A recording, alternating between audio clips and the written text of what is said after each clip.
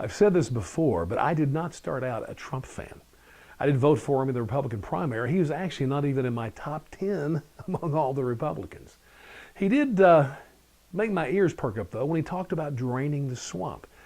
You see, my whole adult life, I mean, as long as I have been watching the federal government, experiencing it, following politics, I have just felt like this enormous federal government bureaucracy is just so bloated. It's wasteful. It's corrupt. It's like the most costly, damaging thing ever.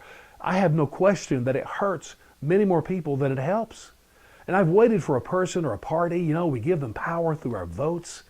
I keep thinking somebody or some party is going to come along to really make a difference, meaning they will limit this crazy, out of control government. They will get it back to the constitutional powers given it and actually be effective. Well, Trump has my hope still, but lately I'm beginning to question. I even wonder, when he talked about draining the swamp, man, that was great. But I'm afraid that he is going to turn the swamp into quicksand. He's going to turn dirty politics into deadly politics.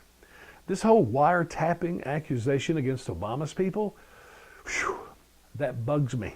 Pardon the pun. You see, just to give you history, do you remember back in 2002 when the Patriot Act was passed? You may not realize this, but our Constitution guarantees our right to privacy. Well, that act, as far as I was concerned, threatened that.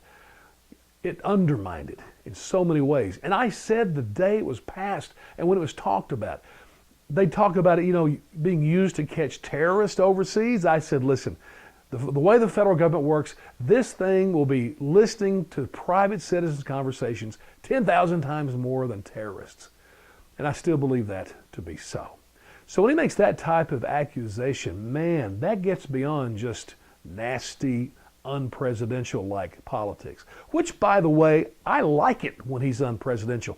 I like it when he's making personal attacks and talking about crowd sizes at his events or inaugurations. I love it when he tweets about, Lion Ted or Crooked Hillary, Pocahontas, and the rest. All that stuff is great. I don't want him to be presidential. I want him to be nasty. I want him to shake the very foundations of Washington. But I don't want him to get involved in this fake news stuff that hurts us. Now, the FBI came out and said about the wiretaps, absolutely no evidence, which reminds us also of the Democrats, because you see, they can't accept that Trump is president. Had to have happened because of the Russian collusion with Trump and his people. That's how Hillary got defeated. And they're going to stick to it, even though the FBI said about that, absolutely no evidence. So my advice to Trump is very simple. You know what? Let the Democrats every day, 24 hours a day, talk about the Russian business and corrupting the election. Let them run on that in the next election. If you will just focus on the thing that's really going to make the difference, their line, their narrative, their fake news will not matter.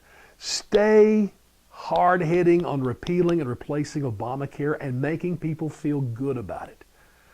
Fix the immigration mess. And most importantly, unleash the power of private business by taking this burden of taxes down to a manageable level, and also, relieve them of these burdensome regulations that just makes it impossible to grow. Do that, let the economy explode. The Russian thing will not matter.